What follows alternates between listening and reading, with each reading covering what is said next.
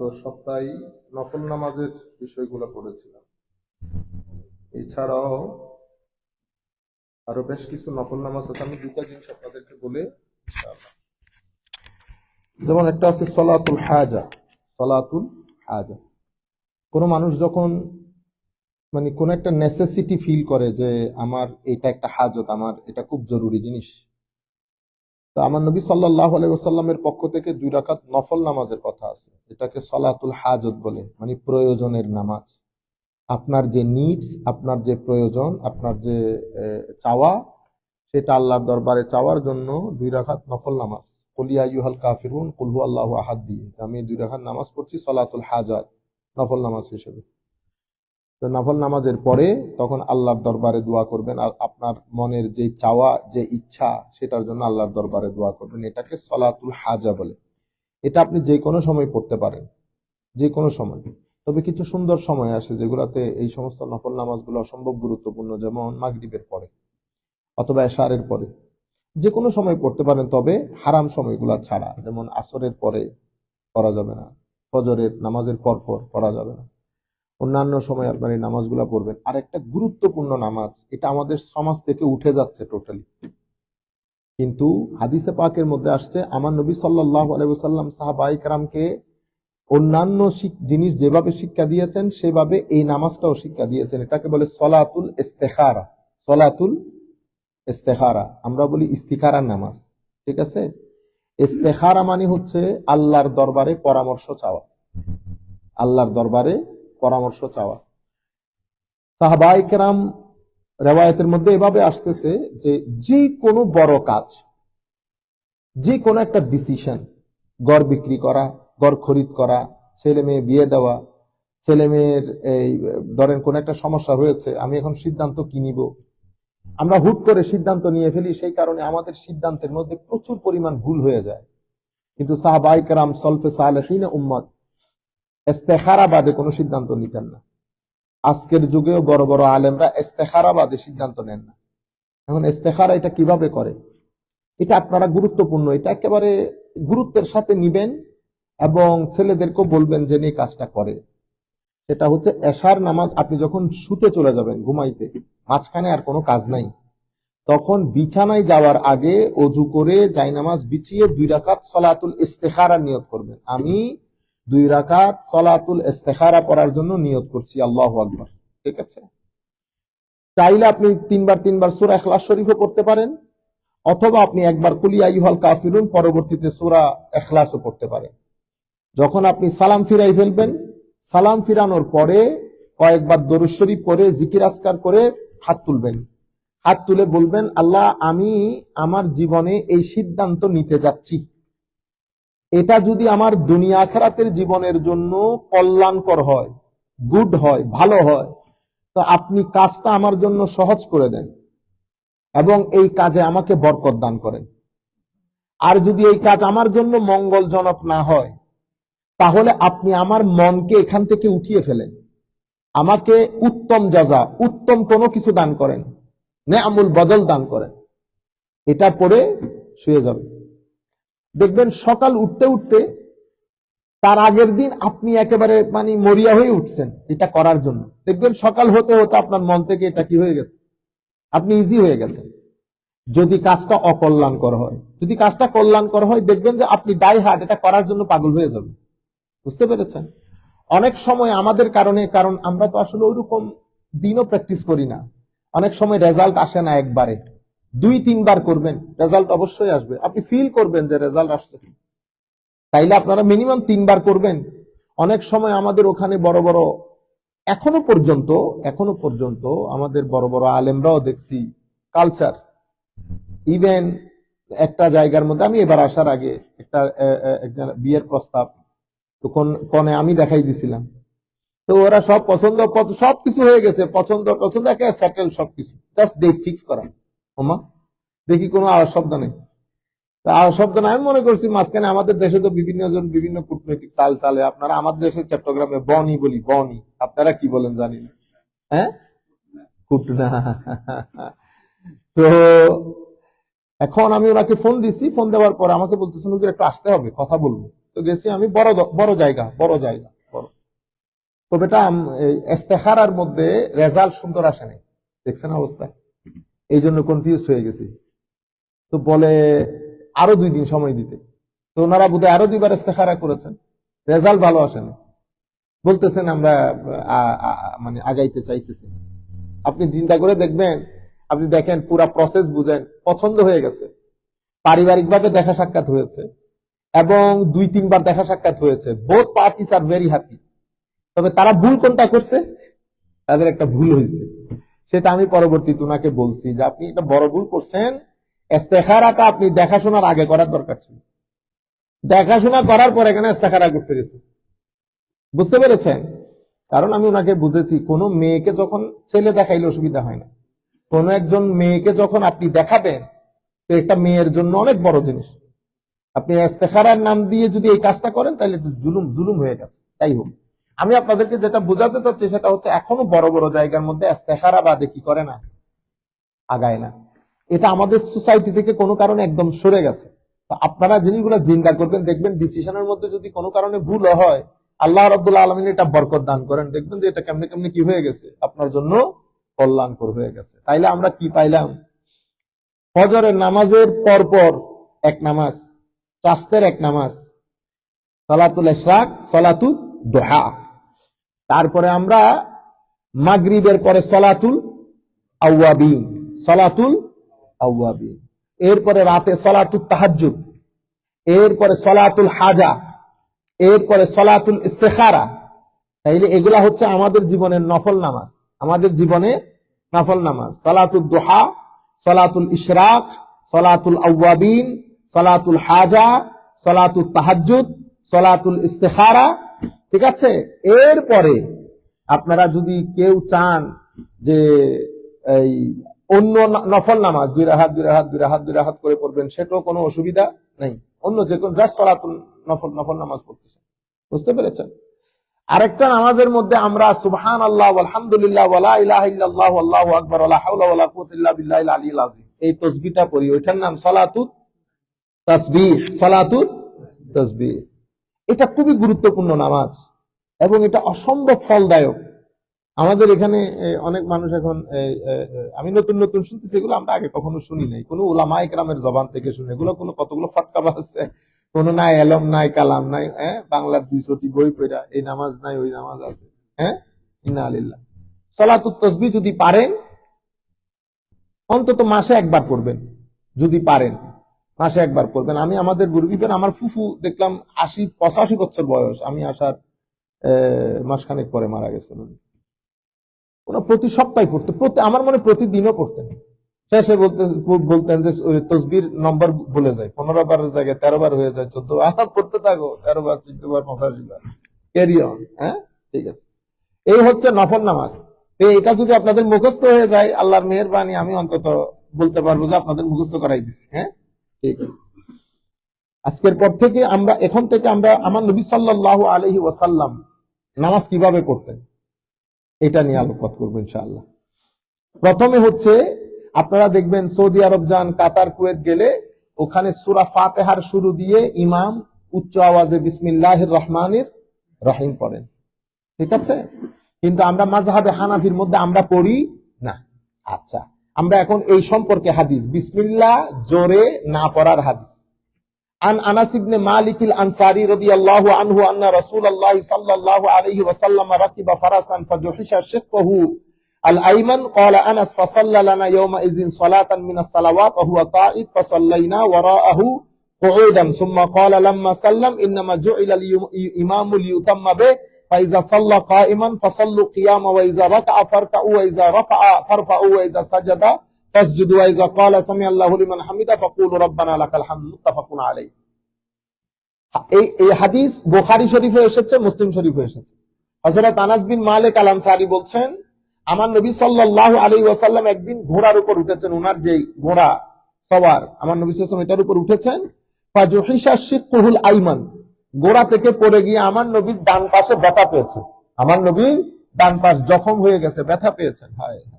ক্বালা আনাস, হযরত আনাস বলছেন, ফাসাল্লা লানা ইয়াওমা ইযিন সালাতান মিনাস সালাওয়াত, যে কোনো একটা নামাজ আমার নবী আমাদেরকে পড়াইছেন সেই দিন, এবং উনি পড়িয়েছেন ইমাম হিসেবে, উনি বসে পড়িয়েছেন, আমরা সবাই দাঁড়িয়েছি, কিন্তু আমাদের ইমাম কি ছিল? বসা ছিল। ফাসাল্লাইনা ওয়ারাহু কুউদান, কিন্তু আমরা ওনার পিছনে বসে নামাজ পড়েছি, আমরা ওনার পেছনে বসে নামাজ পড়েছি। সুম্মা কল, আমার নবী নামাজের সালাম ফিরানোর পরে বলতেছেন, ইন্নামা জুইলাল ইমামু লিইউতাম্মা বিহি, ইমামকে ইমাম বানানো হয় যেন তোমরা ইমামের কি করো? অনুসরণ করো।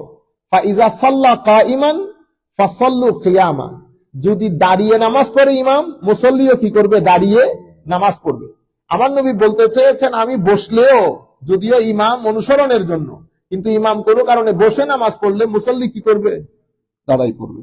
আচ্ছা, ফাইজা সাল্লা কাইমান ফাসাল্লু ওয়াইজা রাকাআ ফারকাউ, ইমাম যদি রুকুতে যায় মুসল্লি তারপর রুকুতে যাবে। এই জিনিসটা যে কি পরিমাণ ভুল হয় আমাদের এখানে, কল্পনা জল্পনার বাইরে।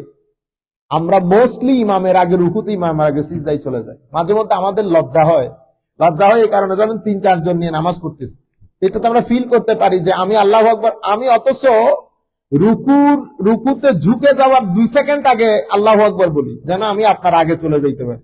কিন্তু এরপরে পিছনের লোক কেমনে যে মনে হয় যেন রুকুতে যাওয়ার জন্য বসে আছে, এক দৌড় মাইরা ইমামের আগে চলে যাবে। আপনি যদি ইমামের আগে চলে যান, আমার নবী কঠিন হুঁশিয়ারি দিয়েছেন, কঠিন হুঁশিয়ারি, এবং বলেছেন ইমামের আগে যারা চলে যায় তাদের চেহারা পরিবর্তন হয়ে যাবে কিয়ামতের ময়দান। ঠিক আছে, ইমামের আগে কখনো যাবেন না, আস্তে ধীরে, ইমাম পরিপূর্ণ রুকুতে চলে গেছে তারপর রুকুতে যান। আমার নবী বলছেন ইজা রাকাআ ফারকাউ, যদি ইমাম রুকুতে যায় অতঃপর তোমরা রুকুতে যাও। ওয়া ইজা সাজাদা ফাসজুদু, আগে ইমাম সিজদায় যাক, এরপরে আপনি সিজদায় যান। ইমাম আল্লাহু আকবার বলার আগে আপনি ইমামের আগে সিজদায় চলে যাচ্ছেন, এটা সুন্দর না? সুন্দর লাগে না? ওয়া ইজা ক্বালা সামি আল্লাহু লিমান হামিদা ফাকুলু রাব্বানা লাকাল হামদ, যদি সামি আল্লাহু লিমান হামিদা বলে তখন আপনারা কি বলবেন? রব্বানা। জোরে কথা বলার আছে এখানে, জোরে জোরে রব্বানা লাকাল হামদ বলবেন, এগুলো আছে? নাই। তাইলে আমার নবী সাল্লাল্লাহু আলাইহি ওয়াসাল্লাম, এইজন্য হানাফি মাযহাবের মধ্যে বলে, এখানে আমার নবী হাত তুলতে বলেন নাই, এখানে আমার নবী হাত তুলতে, আমিন জোরে বলতে বলেন নাই। আমার নবী সিম্পলি বলেছেন এই আন্দাজে করবেন। এটা বুখারী এবং মুসলিম শরীফে রিওয়ায়াত। আরো কয়েকটা হাদিস শরীফ পড়ি, তাহলে বুঝে আসবে।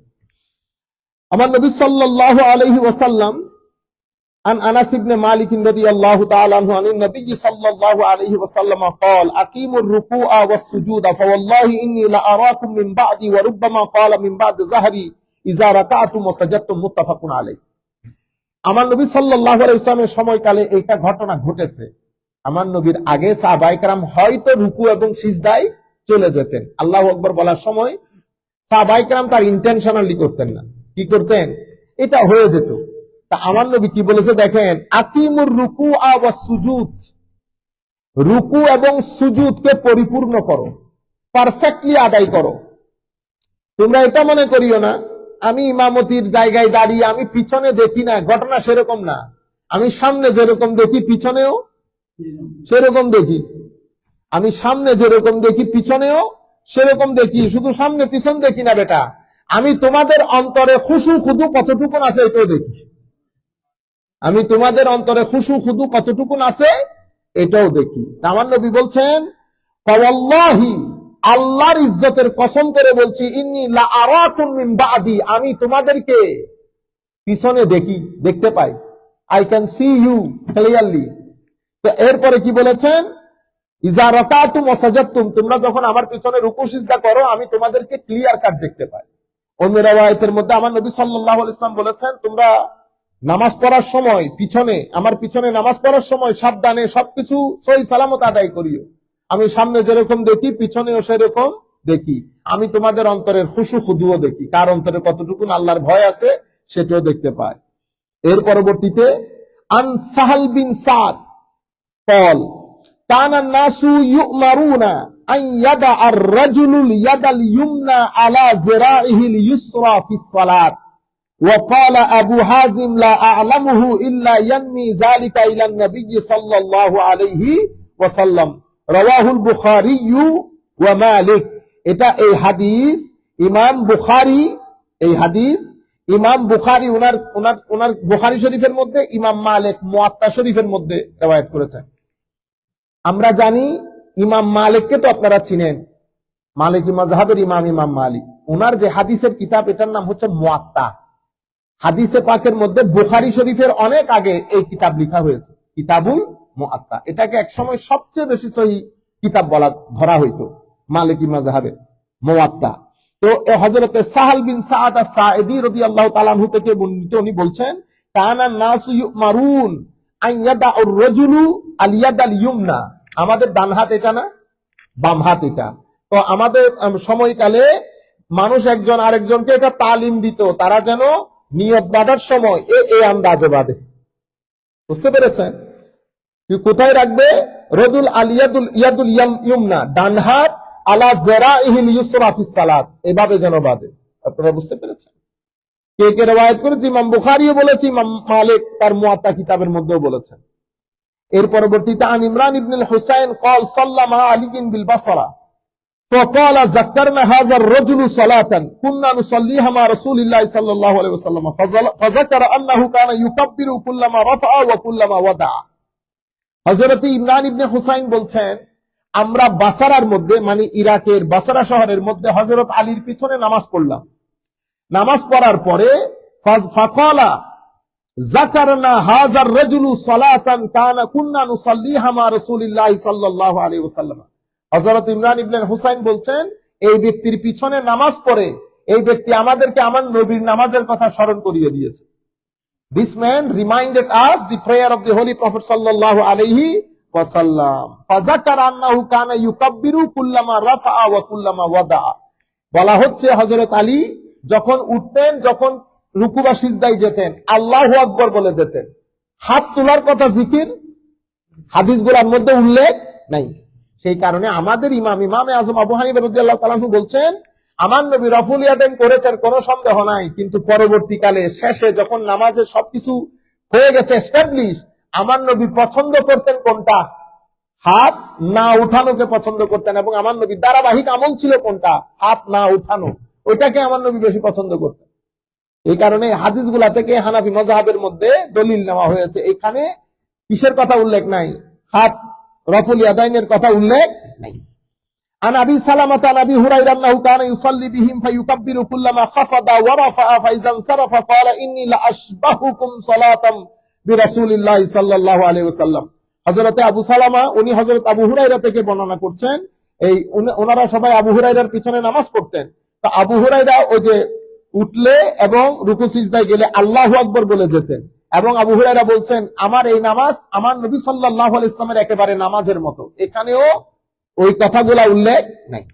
আচ্ছা, আন আনাস ইবনে মালিক আন্না নবী সাল্লাল্লাহু আলাইহি ওয়াসাল্লাম ওয়া আবু বকর ওয়া উমর রাদিয়াল্লাহু আনহুম কানু ইফতাতিহুনা সালাতা বিলহামদুলিল্লাহি রাব্বিল আলামিন। হযরতে আনাস বিন মালিক বলছেন, আমার নবী আবু বকর ও উমর রাদিয়াল্লাহু আনহু নামাজ শুরু করতেন কি দিয়ে? আলহামদুলিল্লাহি রাব্বিল, বিসমিল্লাহর কথা উল্লেখ নাই। বিসমিল্লাহ ইমাম সাহেব মনে মনে পড়তেন, উচ্চ আওয়াজে না। আচ্ছা, এর পরবর্তীতে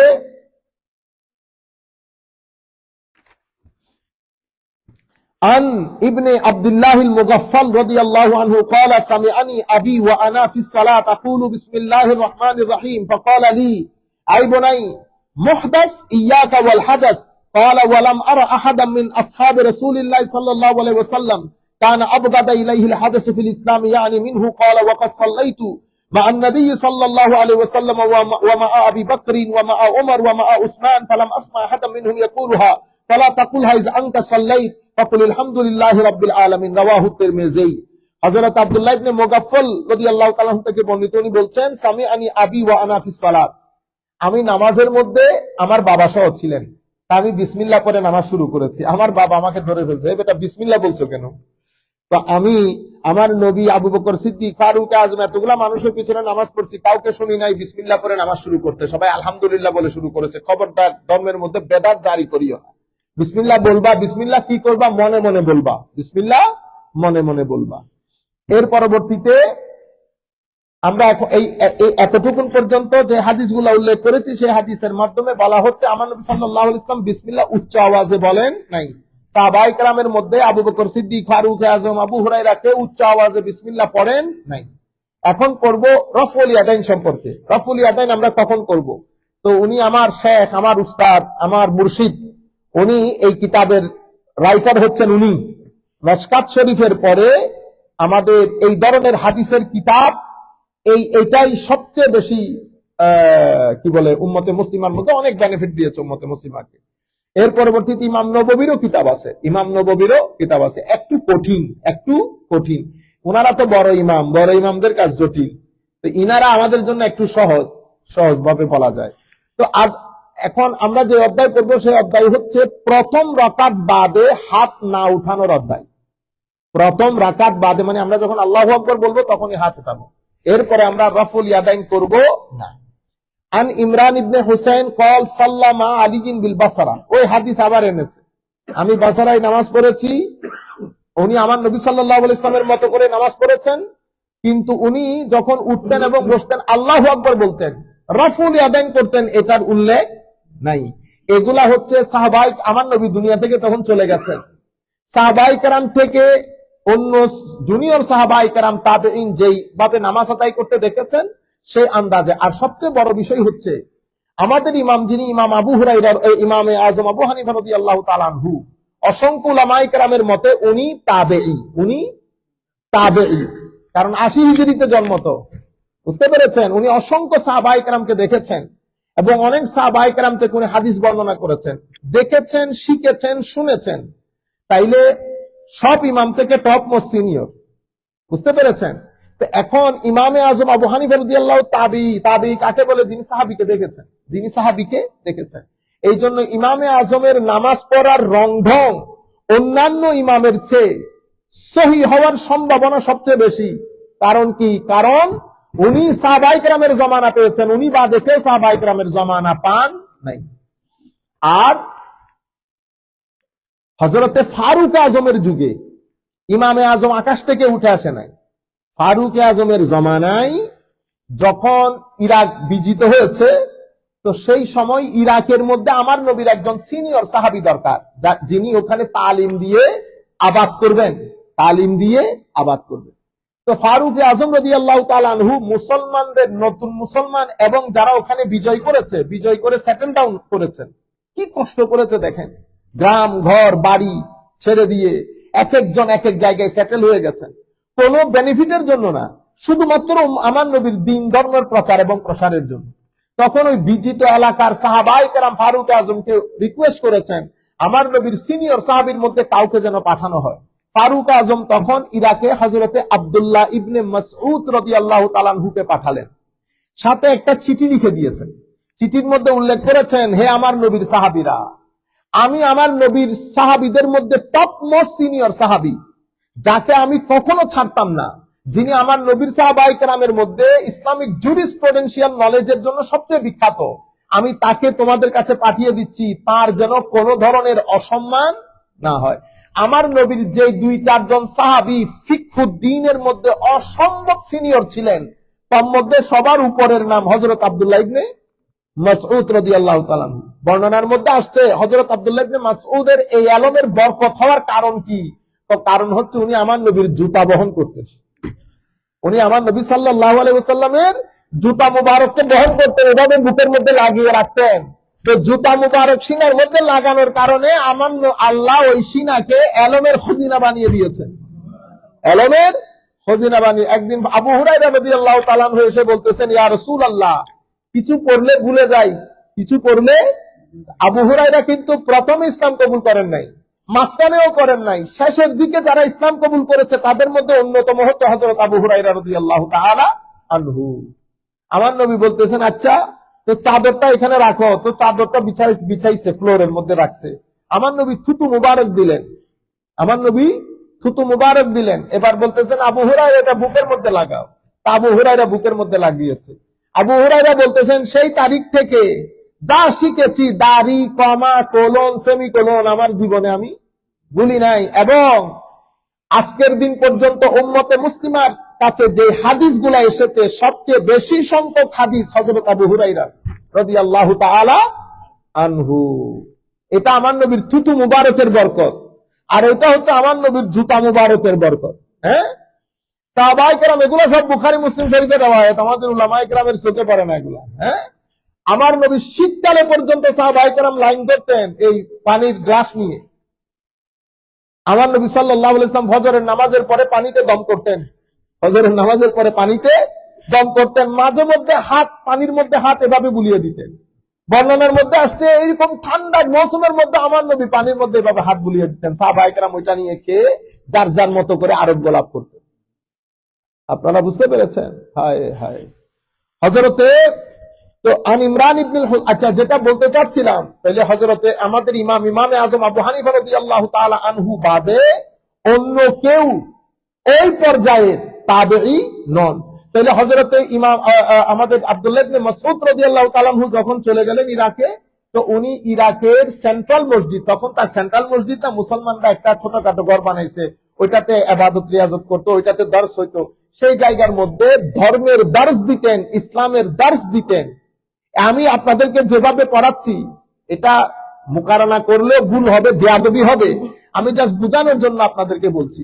এই আন্দাজে দর্স জারি করেতেন, সেখানে আকীদার কথা হইতো, ফিকার কথা হইতো, ইলমে হাদিস সবকিছু পড়াইতেন। পড়াইতে পড়াইতে লোকজন জমা হচ্ছে, মসজিদ এক্সপান্ড হচ্ছে, লোকজন জমা হচ্ছে, মসজিদ এক্সপান্ড হচ্ছে, মানুষ ইসলাম কবুল করছে, দলে দলে লোক শরীক হতেন। আব্দুল্লাহ ইবনে মাসউদ রাদিয়াল্লাহু তাআলা আনহু দুনিয়া থেকে চলে যাওয়ার পরে এই দর্স জারি রেখেছেন আমার আব্দুল্লাহ ইবনে মাসউদের উপস্থিত ছাত্রদের মধ্যে একজন, উপস্থিত ছাত্রদের মধ্যে হাম্মাদ বিন আবি সুলাইমান, ও তার আগে আমি এক্সাক্ট নামটা স্মরণ করতে পারছি না, এরপরে ইমাম নাখঈ, এরপর ইমাম আলকামা নাখঈ, ইব্রাহিম আন-নাখঈ, এই তিনজনের পরে তিনজন যখন দুনিয়া থেকে চলে গেছেন, ইমামে আজম আবু হানিফা একেবারে কম বয়স, একেবারে। তাহলে আব্দুল্লাহ ইবনে মাসউদের পরে তিনজন শিক্ষক ওই দার্সের মধ্যে দার্স দিতেন। যখন হযরত ইব্রাহিম আন-নাখঈ ইন্তেকাল করেন, এগুলো জলিলুল কদর তাবেউত তাবেঈ এবং জলিলুল কদর ইমাম, অল্প বয়সে মারা যাওয়ার পরে ইমামে আজম তখন একেবারে অল্প বয়স, দর্সের মধ্যে বসতেন, কিন্তু সবচেয়ে যোগ্য সবাই ইমামে আজমকে এই মজলিসের মধ্যে বসিয়ে দিলেন। ইমামে আজম মজলিসে বসার বসরার ওই সিটিং অফ নলেজ পুরো পৃথিবীর মধ্যে বিখ্যাত হয়ে গেছে যে Abu Hanifa Noman, one of the greatest scholars of the Muslim উম্মাহ, দর্স দিতেন, দুনিয়া এসে বসতেন, যার যা মন চায় প্রশ্ন করতেন, প্রসিদ্ধ হয়ে গেছে। তো এটা এমন ইমাম, উনি যদি গাছকে স্বর্ণ বলেন, কোন মায়ের ছেলে না এটাকে গাছ বলে, আবার গাছকে স্বর্ণ বললে স্বর্ণ পরিচয় করাই দিতেন, এটা স্বর্ণ, কেউ আর এটাকে গাছ বলতে পারতেন না। এত অসাধারণ এলমের ভূতপত্তি ছিল হযরতে ইমামে আজম আবু হানিফা। উনি তখন কি করলেন, ইমামে আজম আবু হানিফা নতুন করে সাজালেন, ছাত্রদের মধ্যে যারা অসম্ভব যোগ্য ছাত্র তাদের একটা বোর্ড করলেন। অনেকে বলে এটাতে 30 জন সদস্য, 40 জন, 25 জন সদস্য, হযরতে বকি ইবনুল জাররার মতো লোক, হযরতে ইমাম আবু ইউসুফের মতো লোক, হযরতে ইমাম মুহাম্মদের মতো লোক, সবাই ওনারা ওই মজলিসের মধ্যে ওই বোর্ডের সদস্য ছিলেন। সেই বোর্ডকে হযরত ইমাম আজম আবু হানিফা এক একদিন এক একটা প্রশ্ন ছড়িয়ে দিতেন। মাসালা যদি এরকম হয়, এটার উত্তর কিরকম হবে, এটা যদি এরকম হয় মাসলা কিরকম হবে। ছাত্ররা এটা নিয়ে গবেষণা করতেন। এভাবে এটা এক্সপান্ড করতে করতে করতে এটার আপনারা এখন কি বলেন, মাযহাবে হানাফি, মাযহাবে, জানিও না আমরা এই মাযহাবের ব্যাকগ্রাউন্ডে। আমি আপনাদেরকে শত কিতাবের কথা 2 মিনিটে বলে দিয়েছি। এটা যদি আপনারা মুখস্থ রাখতে পারেন, এটা অনেক বড়। হানাফি মাযহাব অস্তিত্বে আসলো কেমনে, হানাফি মাযহাব অস্তিত্বে আসলো কেমনে, এখানে পিছনে কোন কোন লোক আছে, কখন থেকে যাত্রা শুরু। তো যখন কুফার মধ্যে এই দর্সগুলা চলছে, তখন মসজিদে নববীর মধ্যে ইমাম মালিক রাদিয়াল্লাহু তাআলা আনহু দর্স দিতেন। ইমাম মালিকের পরে জলিলুল কদর তাবেঈ সাঈদ ইবনুল মুসাইয়্যিব থেকে শুরু করে এরকম জলিলুল কদর তাবেঈরা মসজিদে, মদিনা শরীফের মসজিদের মধ্যে দর্স দিতেন।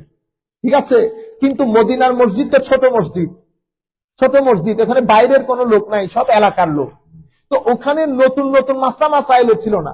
যিনি যা প্রশ্ন করতেন ওনারা হাদিসের আলোকে উত্তর দিয়ে দিতেন, এখানে কোনো লজিক ব্যবহারের দরকার ছিল না। আপনারা বুঝতে পেরেছেন? যেমন আমরা যখন মুরব্বীদের সাথে ওয়াজ তাকরীর করব, তা আমাদের কি কোনো দরকার আছে সক্রেটিসের কথা বলা?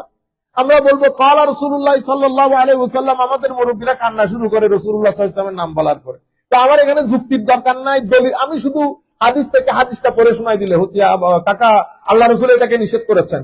কোন আমাদের মুরব্বী জিজ্ঞেস করবে হুজুর এটার উদ্দেশ্য কি, এটার কারণ কি? কেউ জিজ্ঞেস করবে না। আপনারা বুঝতে পেরেছেন? এটা মদিনা শরীফের রংডং ছিল, কারণ মদিনা শরীফের মধ্যে লোকজন কম, ছোট্ট একটা টাউন। আর এদিকে ইমামে আজম পড়াচ্ছেন কুফা নগরীর মধ্যে। কুফা তখন সেন্টার অফ সিভিলাইজেশন, পুরা দুনিয়ার লোকজন ওখানে এসে জড়ো। যখন পড়ায় মানুষ স্বাভাবিক, আমেরিকার মধ্যে যখন আমি দর্স দিব আর আমি যখন বাংলাদেশে দর্স দিব, দুই ধরনের হবে না। এখানকার ছেলেপুলে ইন্টেলেকচুয়ালি অনেক অ্যাডভান্স, আমাদের দেশের গুলো ওইরকম অ্যাডভান্স না। তো ওখানে শুকরের মাংস হারাম বলছে, সবাই চুপ করে আছে, কেউ জিজ্ঞেস করে নাই আমাকে হুজুর এটা হারাম করলো কেন। আমি যখন এখানে বলছি শুকরের মাংস হারাম, ছাত্র আমার জিজ্ঞাসা হুজুর হারাম করেছে কেন, গরুর মাংস যদি যায় যায় তো শুকরের মাংস হারাম হইব কেন। তো এখানে আপনি কারণ দর্শাইতে হচ্ছে, আপনি যখন কারণ দর্শাইতে যাবেন আপনাকে যুক্তি ব্যবহার করতে হচ্ছে, বুঝতে পেরেছেন। তো ইমামে আজম আবু হানিফার ওই সিটিং অফ নলেজ ওটা অনেক বৃহৎ পরিসরে চলতো। তো ওই জায়গা থেকে মদিনা শরীফের সেই দরস থেকে হাম্বলি মাযহাবের ফুয়ারা, শাফি মাযহাবের ফুয়ারা, মালিকি মাযহাবের ফুয়ারা ফুটেছে ওখান থেকে, আর এখান থেকে হানাফি মাযহাবের ফুয়ারা ফুটেছে।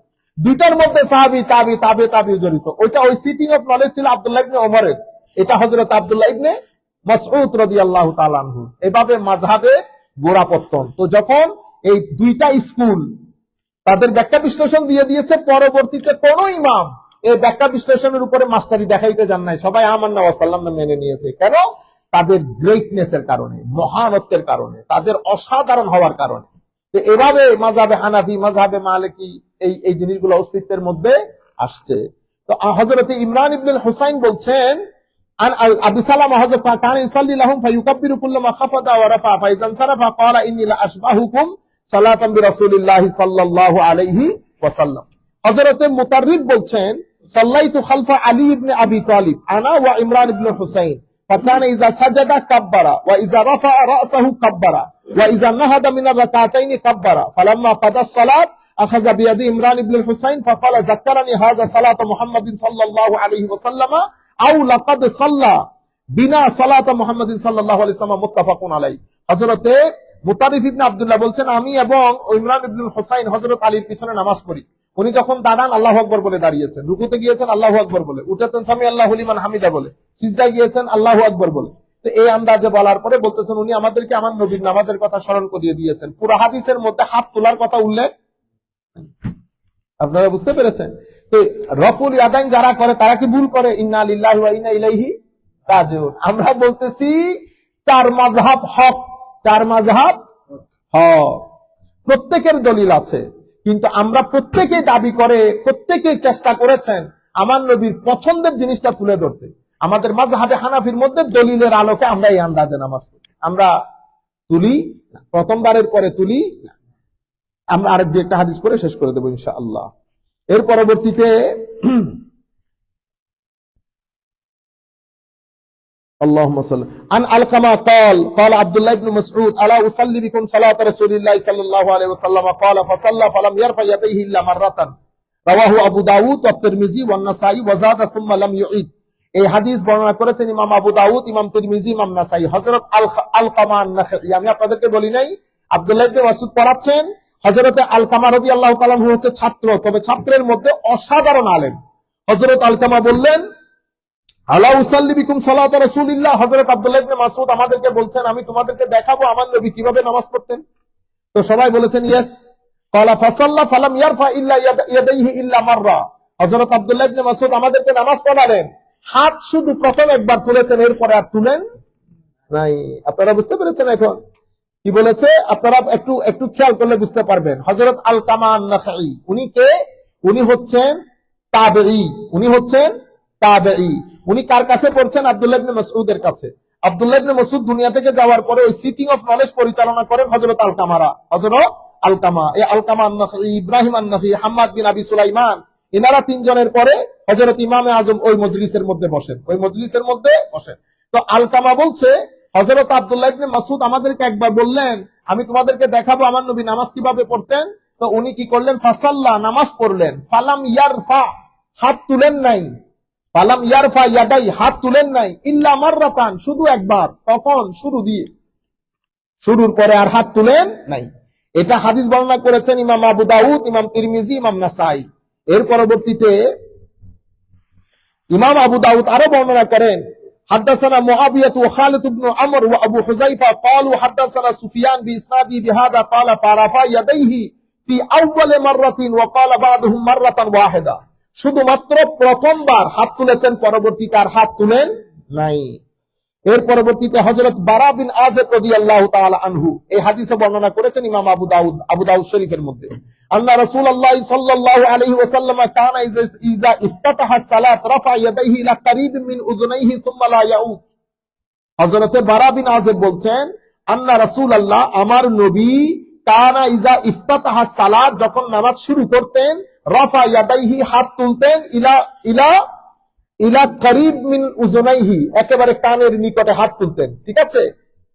সুম্মা লা ইয়াউদ, একবার তোলার পরে হাত আর নামাজের মধ্যে তুলতেন না।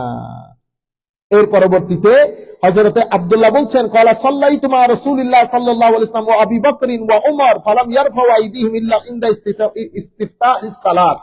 হযরতে আব্দুল্লাহ ইবনে ওমর বলছেন, আমি আমার নবীর সাথে নামাজ পড়েছি, হযরত আবু বকর সিদ্দিক রাদিয়াল্লাহু তাআলা আনহুর সাথে নামাজ, হযরত আব্দুল্লাহ ইবনে মাসউদ, আব্দুল্লাহ ইবনে ওমর না, হযরত আব্দুল্লাহ ইবনে মাসউদ বলছেন, আমি আমার নবীর সাথে নামাজ পড়েছি, আবু বকরের পিছনে নামাজ পড়েছি, ফারুক আজমের পিছনে নামাজ পড়েছি। ফালাম ইয়ারফাউ আইদিয়াহুম, তারা কেউ তাদের হাত তুলে নাই নামাজ শুরু করা সময় বাদে, তারা অন্য সময় রফুল ইয়াদাইন করেন নাই। আখেরি হাদিস আজকের জন্য শেষ। হযরতে সালেম রাদিয়াল্লাহু তাআলা আনহু, উনি বলছেন, উনার আব্বা থেকে রওয়ায়াত করছেন, রাআইতু রাসূলুল্লাহ সাল্লাল্লাহু আলাইহি ওয়াসাল্লাম ইযা ইফতাতাহা সালাতা রাফা ইয়াদাইহি হাত্তা ইউহাযিয়া বিহিমা ওয়া ক্বালা বা'দাহুম হাসবা মানকাবাই ওয়া ইযা আরাদা আন ইয়ারকা'a ওয়া বা'দ মা ইয়ারফাউ রা'সাহু মিনার রুকু'i লা ইয়ারফাউহুমা ওয়া ক্বালা বা'দুহুম লা ইয়ারফাউ বাইনাস সাজদাতাইন। আনিল আসওয়াদ রাআইতু উমর ইবনে আল খাত্তাব ইয়ারফাউ ইয়াদাইহি ফি আউওয়াল তাকবীরাতিন সুম্মা লা ইয়াউদ।